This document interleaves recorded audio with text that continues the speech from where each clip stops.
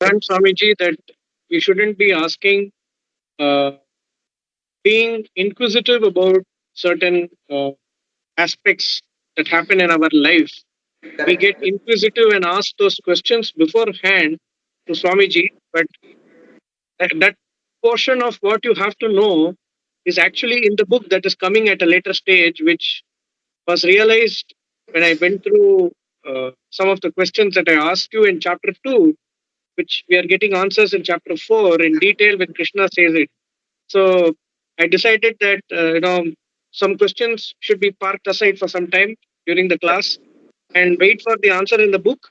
And after all the books is over, then if I still have questions, generally ask Swamiji is what I Yeah, that's true. understood. Even in life, the same thing. We should not be too very inquisitive about the future, and neither should keep on digging at the past. Memory is only meant for ensuring that we don't eat twice the same meal. Everything else, memory is meant only for that. Everything else, memory should not be a block in our. Because a lot of things no crowd our mind already. It's cluttered. So we are not in the present. To be in the awareful presence is to ensure to suspend. You must have the. That is why one of the virtues is one of the values or one of the vibhutis is Matta Smritir Jnanam Apohanancha. Apohanam is generally translated as forgetting.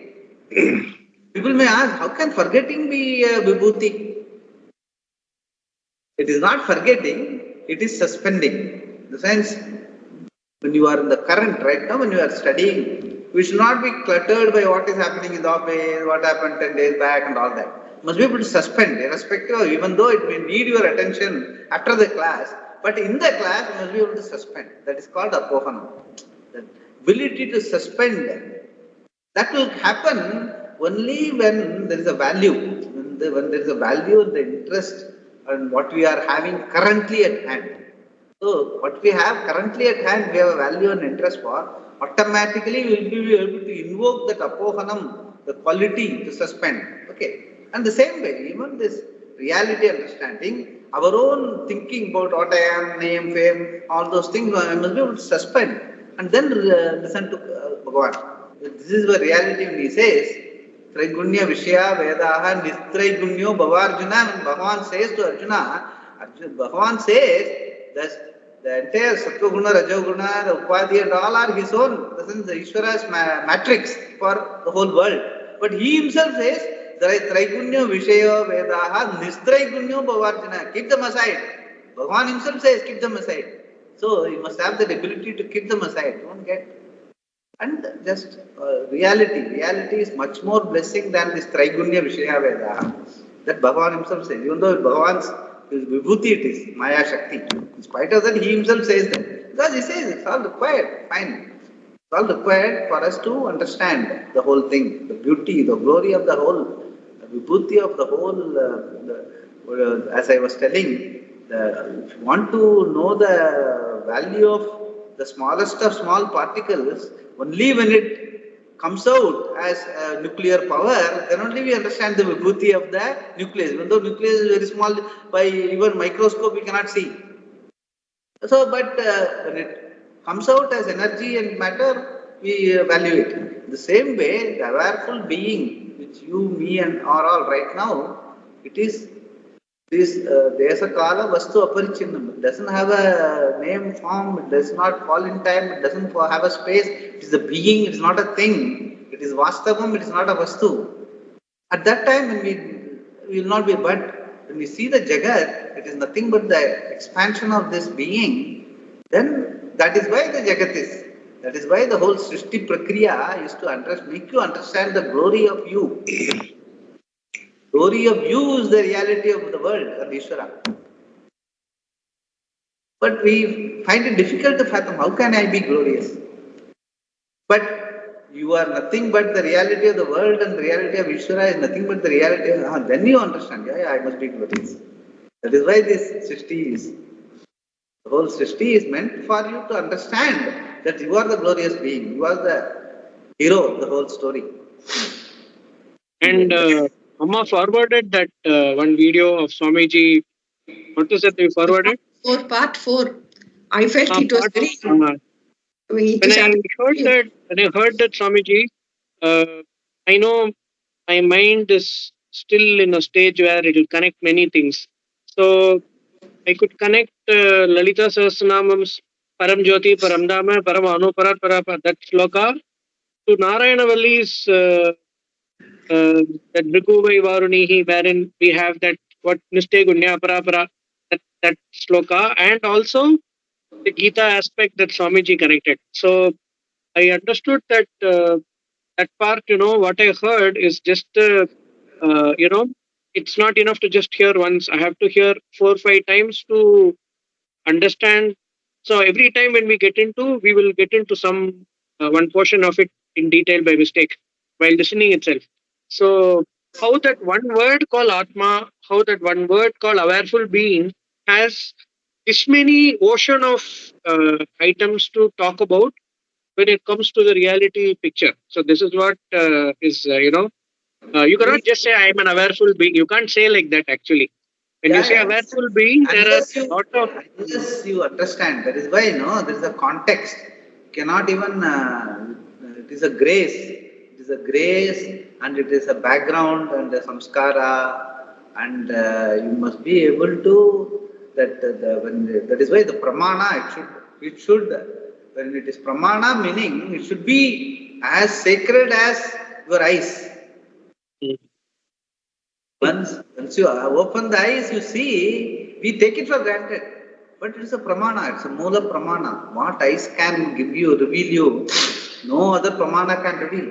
In the same way, Shabda pramana, what it reveals about the reality of you, no other pramana can give. Let it be science or let it be our own eyes, ears or whatever. So, that Shraddha in the pramana and the teacher and the teaching. The teaching means the words. The words as it comes from his mouth, you must have the infrastructure for you to travel beyond all other pramanas and see what is awareful, what is being. That you must be able to see. Then it becomes a pramana. The teacher and the teaching comes together as a pramana. And definitely, as you say, it is not simple words. Word is only a nimitta. But what it conveys, that is why it's a lakshyartha, it is not a vachyartha. That is why it is called Dakshinamurti, Mauna Vyakya Prakatita Parabrahma Tattvam Vivanam. Mauna Vyakya means by just without speaking, he is able to convey. Meaning what? The spoken words are not the reality, what it conveys, what it implies. Not the Vachyartha, but the Lakshyartha. So that is why Shastra itself says, Yan Manasa Namanute, what cannot be understood by the mind. And then another Shastra says, Manasa eva anudrashtabhyaha. Only by words you can understand. See the contrast. Paradox is there. Meaning what? You can't just go by the Vachyartha. In Manasa Namunute meaning awareful being may not mean anything to a person who doesn't have the background, who doesn't. And awareful can mean, being can mean you the reality for the person who understands. So the Lakshyartha is there. But not the Vachyartha. So that is what. So people will say, Yan Manasa Namanute, Manasa Eva Anudrashtabhya, it's all contradictory. What Shastra is talking about, that's what they will say. But unless you really learn through the teacher and the teaching, it doesn't make sense. It is very paradoxical. Entire Gita is paradoxical. Yes, Mastani Sarva Bhutani, Nachamastani Bhutani. The same sentence, same verse he says. Everything is in me, I am not in everything. Right? What does it mean? Are you fooling me around? That's what people will think. But there is a meaning behind the whole thing. Yeah, that we have to. That part 4 is about Chadimam Tom Prapandam. It talks self-acceptance. Yeah. Swamiji, Puja Swamiji just talked about self-acceptance and how Arjuna realizes that. Yeah. We are running one serial of 36 talks. It has been going on. It has finished already long back. First time self-acceptance, self-knowledge and self-acceptance. That was the theme of that. One full 18 talks we had given. We split it into half an hour. 36 talks we gave it to the public. Videos. It is there. Actually, I will give you that compilation. One self-knowledge and self-acceptance. That is also there. So, Swamiji, can we say the Upanishad is a kind of a text of words in shortened form.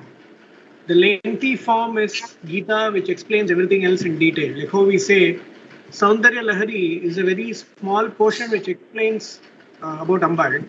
Lalita Sahasranam explains with respect to Vedanta in detail of what Saundarya Lahari also means. So that's how I'm understanding it as of now. I don't know if I'm correct. So, yeah, Upanishad, no, see, Upanishad, it is rishis as they saw.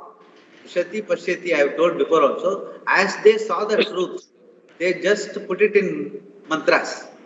The mantras are all compiled by Vyasa at a later date. So, Upanishads do not have a commitment to explain the truth. They say the truth and leave it at that.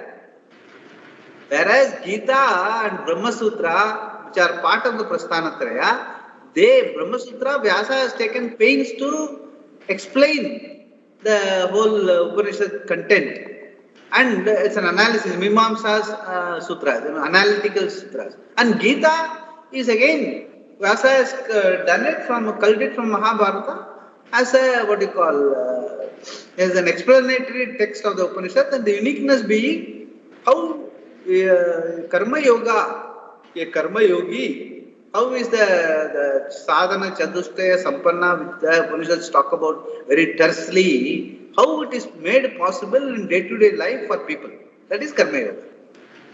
You say sadhana, chatushtaya, sampanna, it looks very difficult. Whereas when Karma Yoga, the way in which Ishwararpana Buddhi, Prasada Buddhi, all those things, when Bhagavan explains, then it becomes more, more implementable, livable. So that way there is a difference. That is why it's called Prasthanatraya is Gita and Brahma Sutra are supposed to be supportive of Upanishad. Upanishad is purely straight reality Vakyas. But once you, of course, Upanishads also, once you have an understanding of Bhashya, Shankara Bhashya, especially the 10 Upanishads, Shankara Bhashya is elaborate, really. Vivarana Bhashya is there, Samkshepa Bhashya is there. Samkshepa is very small, very the Pratignya Vakya. Vivarana is real explanation in detail. Shankaracharya takes a lot of pains to. So, even Upanishads, if you read along with Shankara Bhashya, you will find it comfortable. It's not very difficult. So, Shankara Bhashya, only the Moolam is very difficult. Whereas Gita, it's not like that. Gita, even without Bhashyam, like Swamiji, that what you are seeing, no, the essence of Bhagavad Gita, lot of Gita books are there. They are not with Bhashyam, but can be even once a person has gone through the Bhashyam, once have understood, he can put it in his own words, the Gita verses explanation, commentary. So it is easier to understand. But Upanishad, you cannot do it without Bhashyam. Upanishad has to be read along with Bhashyam. Directly, you should not try to read Upanishads. Even from any Acharya. Even with any Acharya, you must read Upanishad along with Bhashyam. And they won't deal with it without Bhashyam. Even Acharyas. That is the difference between all these texts. Yeah. Verse 45. Yeah. Prayatnat yatamanastu yogi samsuddha kilbishaha anega janma samsiddhas tato yati param gatim. Ultimate result of this pursuit. 2. Whereas Prayatnat, by means of the will,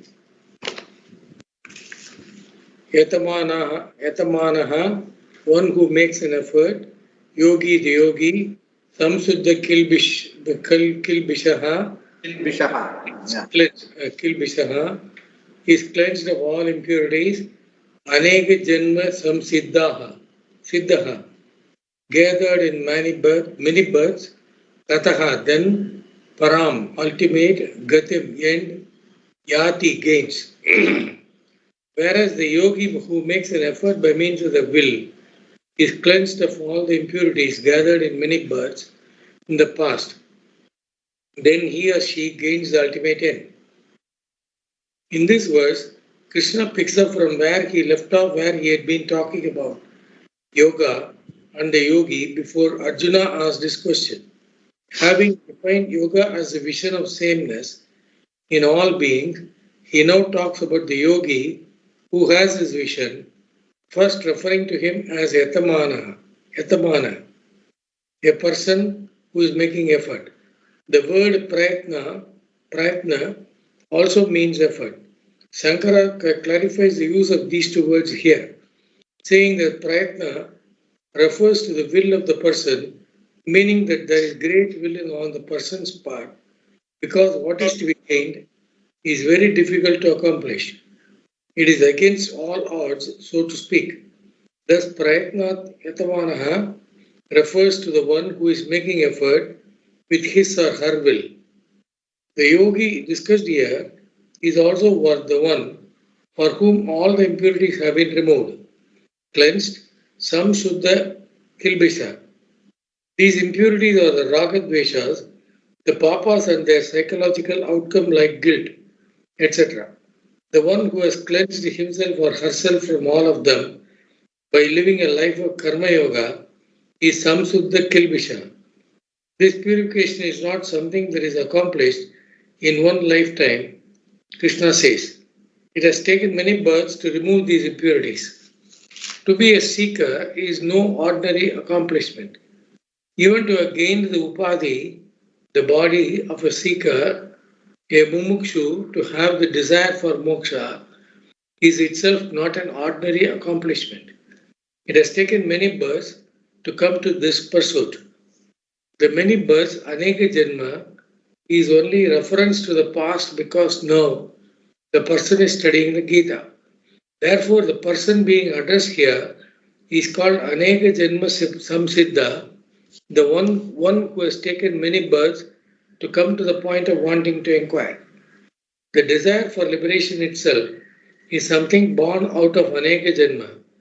The proper antakarna, the mind, and the proper upadhi has to be gained for gaining this knowledge, all of which has now been accomplished by this person after many births.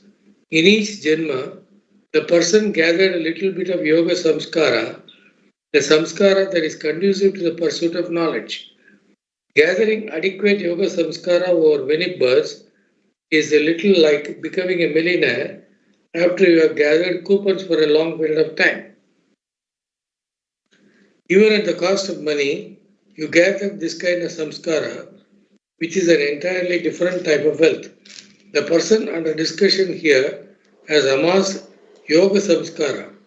He went on gathering it and accumulating it like some great miser until finally the punya gathered makes him an aneka janma samsiddha.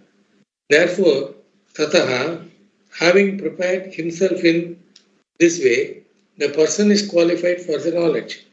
We can also take samsiddha here to mean one who has clear knowledge, since the person is said to be a samsuddha kilbisha, one whose mind is pure and who has gained some siddhi, the vision of sameness. This clear knowledge is the result of a number of janmas in which yoga samskara was gathered. Having this clear knowledge, then the person is called aneka janma samsiddha, an end that never ends. Knowledge being moksha, the person is also said to have gained the most exalted end, paragati. Every end comes to an end, but moksha is an end that does not come to an end. It is the one end from which you do not return. After all, any end that comes to an end is not really an end. It is only a lap, a circular lap. You keep moving around in the circle of samsara, not getting out. All that happens is that you keep coming back to the same point. To distinguish moksha as an end, from which there is no coming back, the word end has an adjective here, para, the most exalted end. Paragati. Gati means end. Paragati means end for which there is no further end. Yeah. Moksha is the end that is gained by one who pursues self-knowledge, and it is an end from which there is no return. That means moksha is something like Vaikundam, these Vaishnavites called. It is not. See, Vaikundam and all are, problem is, Vaikundam is, As simple as that. If Vaikuntha is a place, where you go, you will always come back, right? Anywhere you go, you will come back. This is not, it's like going without going. So, Vaikuntha, if there is a place like Vaikuntha, if you go there, you will come back. Shine punye matya logam shanti. It is always there. Shastra itself says that. So, there is nothing like a place. It is here and now. Praptasya praptihi. Right now, here and now, you must be able to understand that your reality is Purnam. It is the Gati. That is what we are talking about. There is no going or coming back. There is no becoming.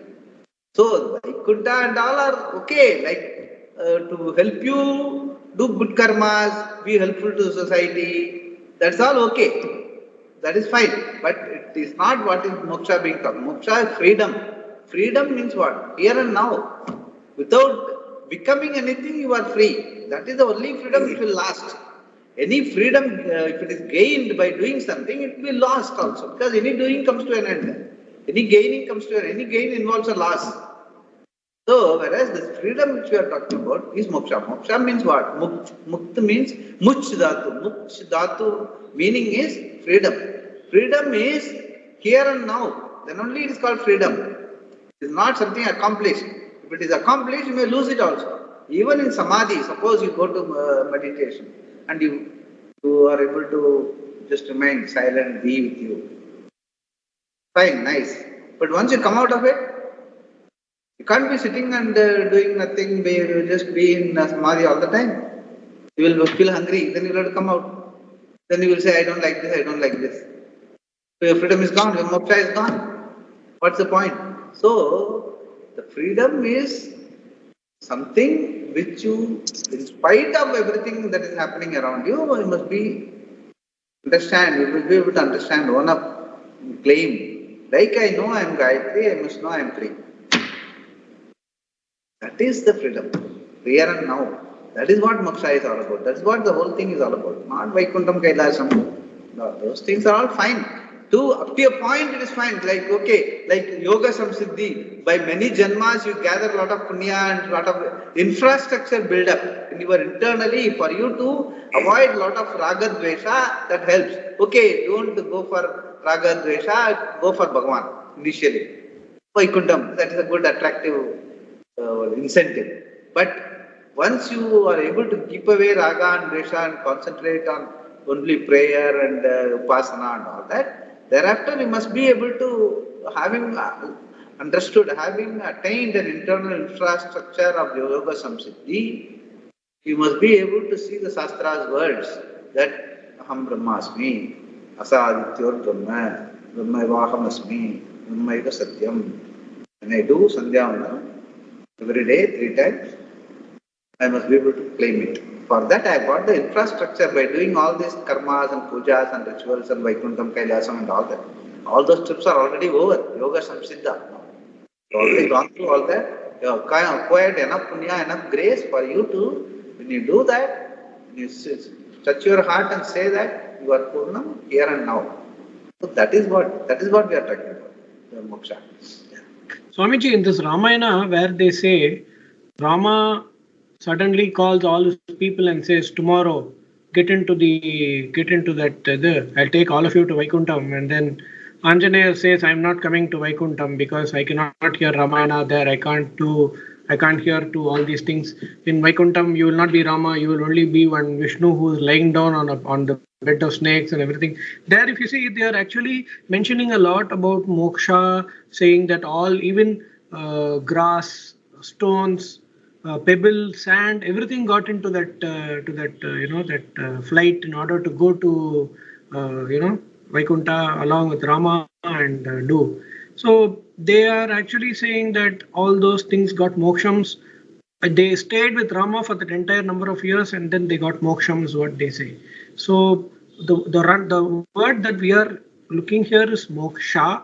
The one that they are talking there is moksham. So 2 different words. I don't think moksha meaning, as I told you, the much dhatu is freedom. Freedom is what is the question of reality understanding. Everything else, the story is only a motivational, I would say at best. you can give the credence of motivational to people who have not yet gone into it, but still we want them to be a dharmi. We want them not to get indulged in life and all that. For them, it's a good positive distraction to keep them in the same place. That's all. That much only we can talk about those things. Other things are all just stories. I don't think we can. What we are talking here is reality understanding. It is not story. Yeah. Verse 46. Krishna tells Arjuna to be a yogi.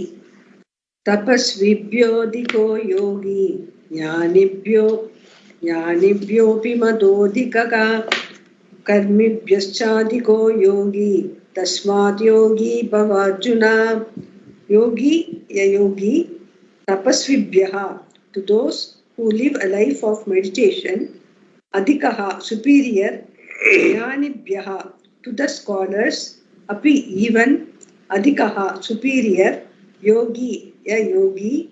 Karmibhyaha cha, and to those who perform action. Adhikaha, superior. Mataha, is considered. Tasmat, therefore. Arjuna, O Arjuna. Yogi bhava, be a yogi. A yogi is considered superior to those who live a life of meditation, superior even to the scholars, and superior to those who perform action.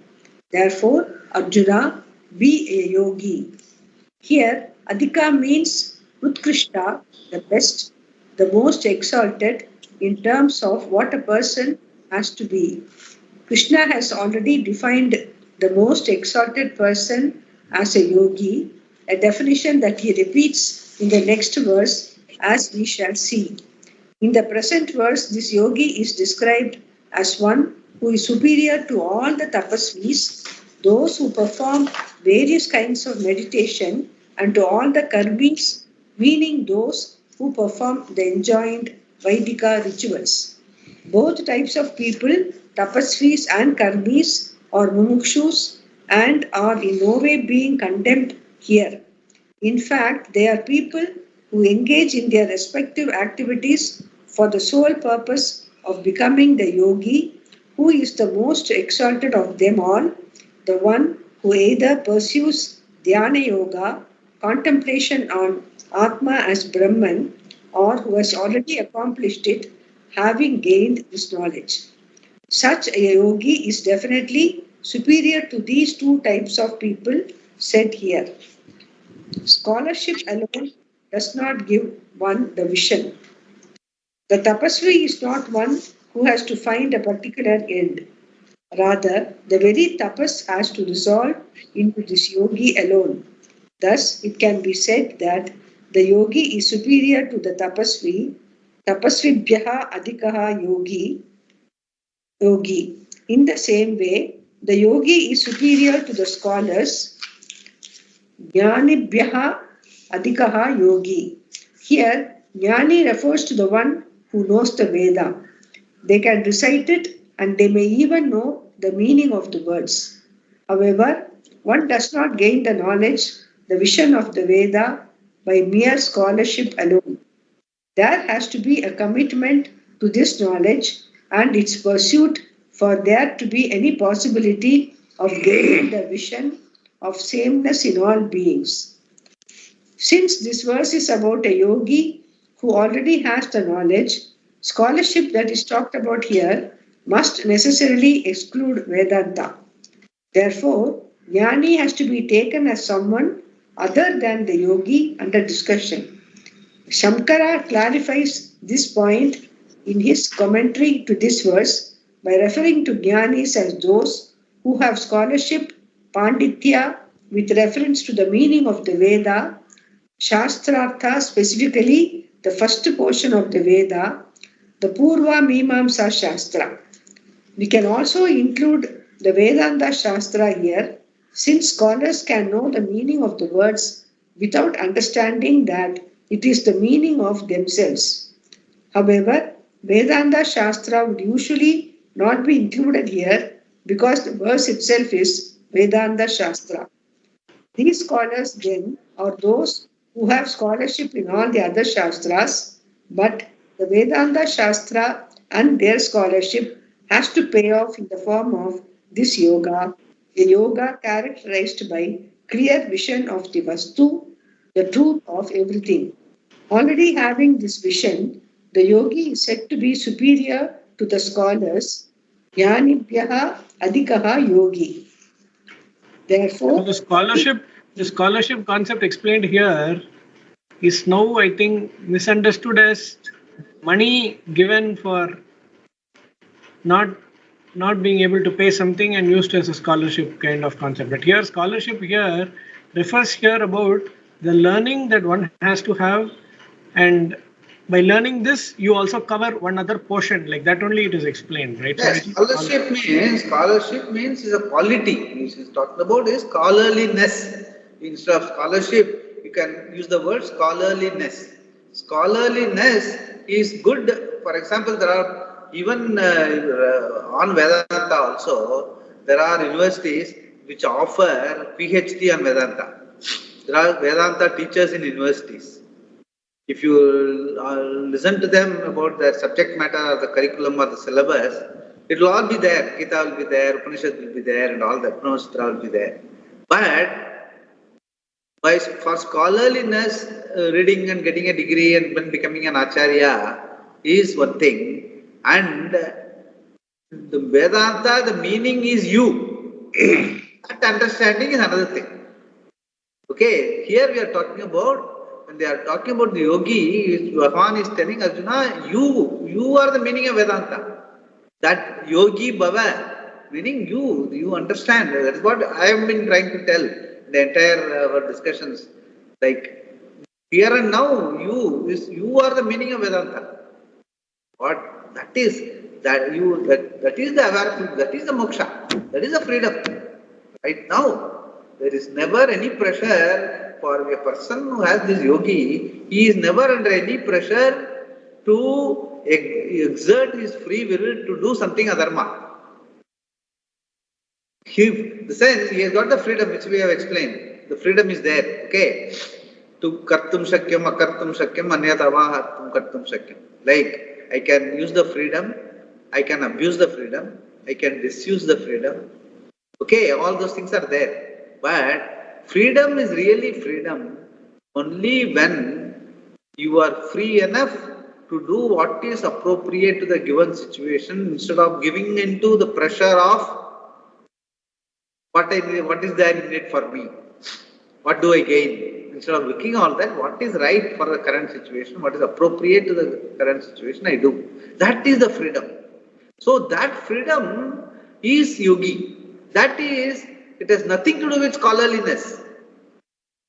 It is something to do with reality understanding and living the life in tune with that reality.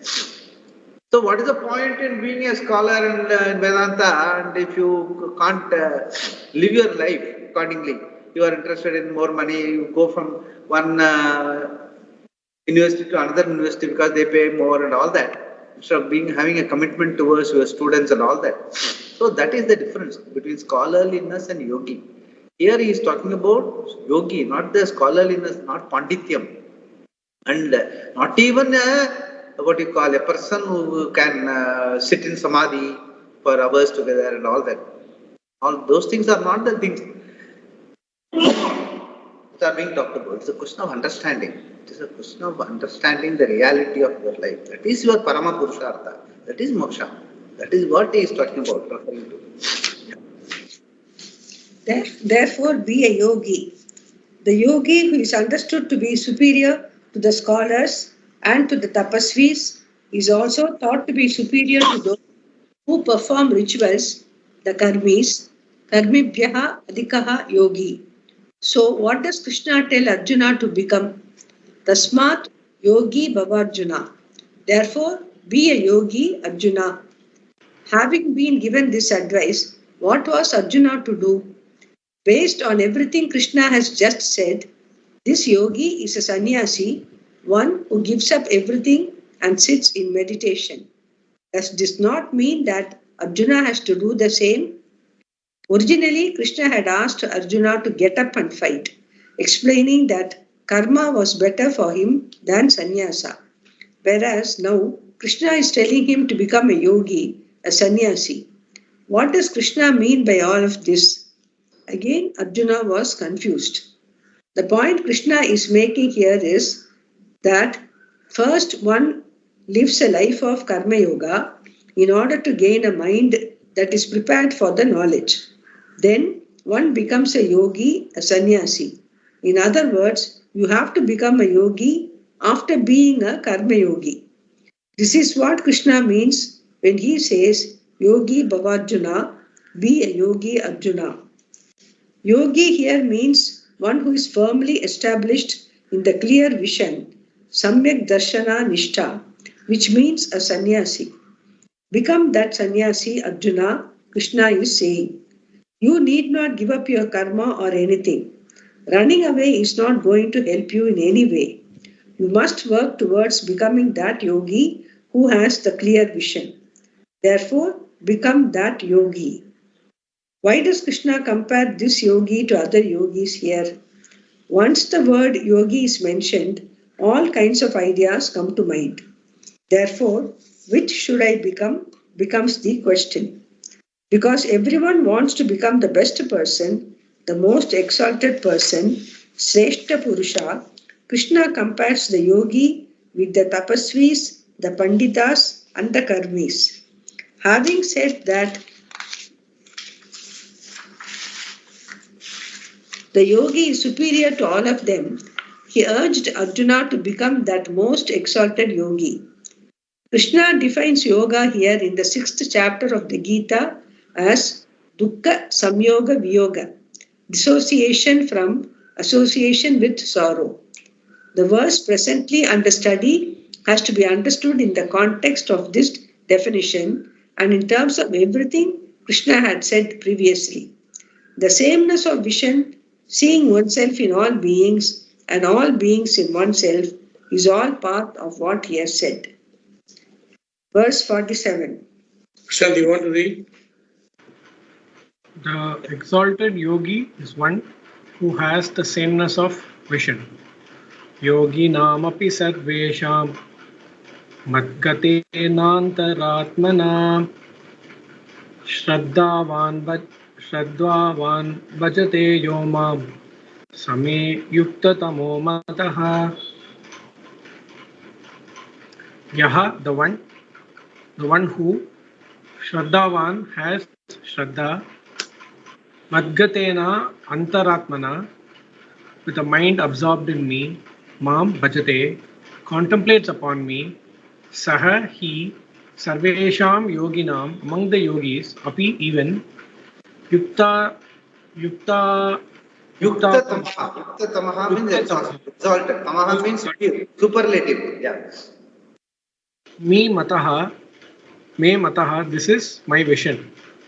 The one who has Shraddha, who, with a mind absorbed in me, contemplates upon me, he is the most exalted among all yogis. This is my vision.